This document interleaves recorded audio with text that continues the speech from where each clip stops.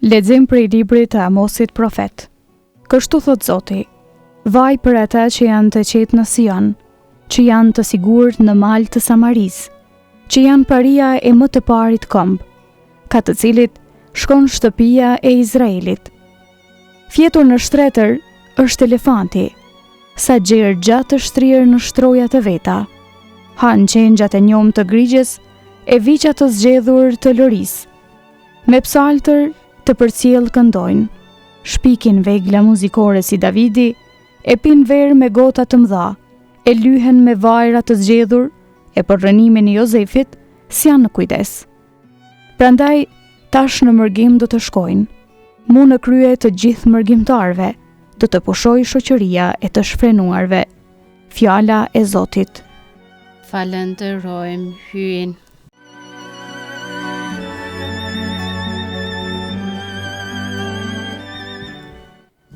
Zoti u jep ushqimin të uriturve. Zoti u jep ushqimin të uriturve. Zoti u jep të drejtën të nëpërkëmburve. U jep ushqimin të uriturve. Zoti i çliron robërit. Zoti u jep ushqimin të uriturve. Zoti u jep dritën e syve të verbërve. Zoti i ndrejsh të korrusurit. Zoti i do të drejtët. Zoti u jep ushqimin të uriturve. Zoti i mbron ardhacakët, u ndihmon bonjakëve e të vejave, ndërsa mëkatarëve u apshtjellon udhët. Zoti do të mbretëroj për jetë, hyi yt o Sion, nga breznia në brezni.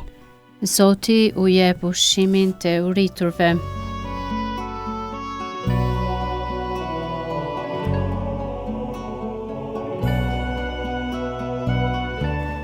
Lexim prej letrës së parë të Shën Paulit apostull drejtuar Timoteut. Ti, o njeriu i hyjut, iku këtyre gjërave, jepu me gjithë shpirt mbas drejtësisë, përshpirtërisë, fesë, dashurisë, qëndreses, butësisë.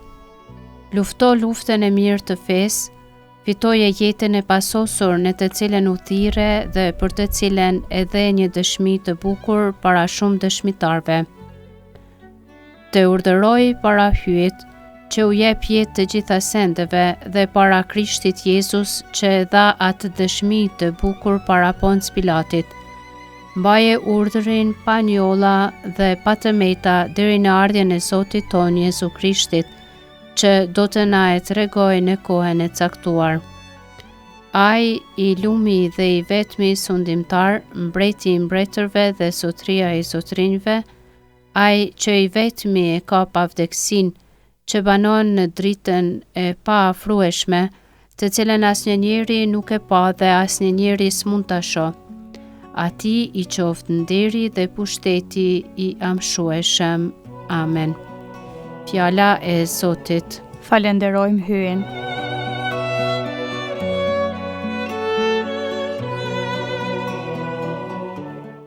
Aleluja.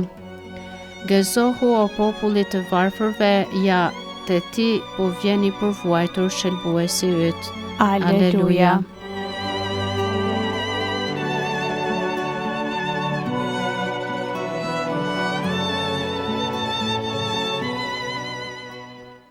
Nga Ungjilli i Shenjtë sipas Lukës. Në atë kohë, Jezusi tha: Ishte një njeri i pasur që vishej me cohë të kuqe e me pëlhur të çmueshme dhe gostitej shkëlqimisht si një ditë për ditë. Kurse para derës së tij rrinte një skamnor, plot çibana, që quhej Lazar, e dëshironte të ngihej me dromca që binin nga tryeza e pasanikut. Madje edhe qent vinin e ja lepinin varr. Vdiq skamnori e engjëjt e qua në prehër të Abrahamit. Vdiq edhe pasaniku dhe e varrosën. Në ferr, ndër mundime të mëdha çoi sytë e papres largu Abrahamin dhe Lazarin në prehrin e tij e bërtiti: O atë Abraham, ki mëshirë për mua, dërgoje Lazarin ta lag majën e gishtit të vet në ujë, e të ma fladis gjuhën se po mundohem për së tepërmi në këtë flak.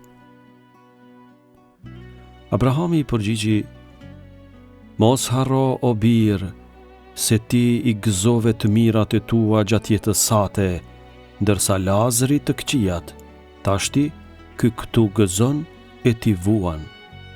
Por për më tepër, ndërmjet nesh e jush është një humner e madhe, kështu që edhe ata që të donin të kalojnë prej këndej te ju, nuk munden, po ashtu edhe prej andej të kaloj këndej, s'mundet askush.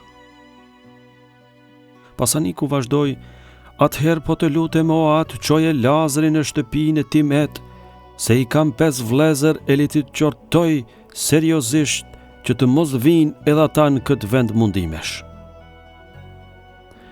Abrahami i përgjigji, kanë Mojsiu e profetët, le ti dëgjojnë ata. Pasaniku i tha, jo o atë Abraham, por nëse shkon do kush prej të vdekurisht tek ata, veç atëherë do të kthehen.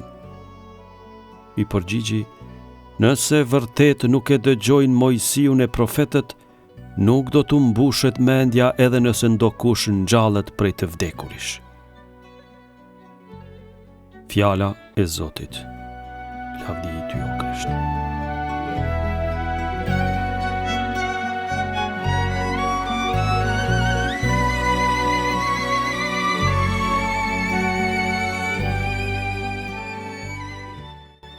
Të dashur vëllezër dhe motra në Krishtin, sot fjala e Zotit na çon në një udhtim të fortë shpirtëror. Ungjilli për Lazarin dhe pasanikun është një pasqyrë e jetës sonë të përditshme, një njeri i zhytur në luks dhe një i varfër i shtrirë në pragun e derës së tij. Në pamje të parë nuk duket të ketë asnjë padrejtësi, i pasuri nuk e fyen, nuk e përzë, thjesht jeton jetën e tij. Por Jezusi e vendos këtë histori në dritën e përjetësisë, amshimit, dhe aty gjithçka ndryshon. Amosi profet flet me fjalë të ashpra. Ata që shtrihen mbi shtroje fildishi dhe nuk e shohin shkatërimin e popullit të tyre, do të bien të parët në mërgim. Fjala e Zotit denoncon indiferencën, mbylljen në rehati. Edhe sot kjo është një tundim i madh, të mbyllim syt para varfërisë, padrejtësisë, vuajtjes dhe të kënaqemi vetëm me botën tonë të vogël. Në leximin e dytë pali e thret Timoteun të ndjek drejtësinë, dashurinë, qëndrueshmërinë.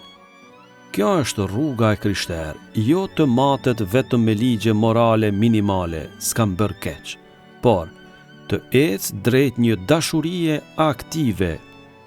Të krishterët nuk janë thjesht mos keqbërës, por dëshmitar të dashurisë dhe të drejtësisë së Zotit. Ungjilli na flet për mëkatin e indiferencës, mos kokçarjes. Shëmbëltyra e pasanikut dhe e Lazarit është shumë e qartë. I pasuri nuk u dënua sepse ishte i pasur, por sepse nuk e pa Lazarin. Pasuria e bëri të verbër. Nuk ishte vrasës, nuk ishte hajdut, nuk ishte blasfemues, por ishte i pandjeshëm. Jezusi na paralajmëron, mbyllja e syve para vuajtjes së tjetrit është një mëkat i rëndë që ndan nga Zoti. Lazari nuk kishte asgjë për të dhënë, vetëm plagët e tij.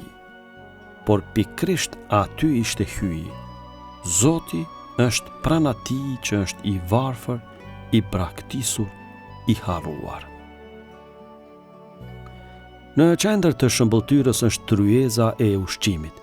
I pasuri hante çdo ditë, Lazari priste thërrimet. Ne çdo të diel afrohemi te një tryezë tjetër, tryeza e Eukaristisë, meshës së shenjtë. Por çfarë kuptimi ka të marrim pjesë në meshë nëse nuk jemi të gatshëm të ndajmë me ata që janë në nevojë? Në kishën e parë, besimtarët i bashkonin gjithmonë bashk Eukaristin dhe ndihmën për të varfrit. Vëllezër e motra, ky ungjill na pyet, kush është Lazari që qëndron në pragun e derës sime? A e shoh apo e shmang me arsyetimin nuk është puna ime?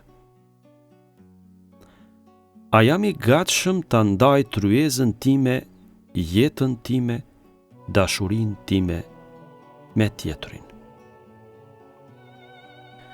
Të mos presim të ndodhin mrekulli për të kuptuar. Krishti tashmë është ringjallur dhe na flet sot.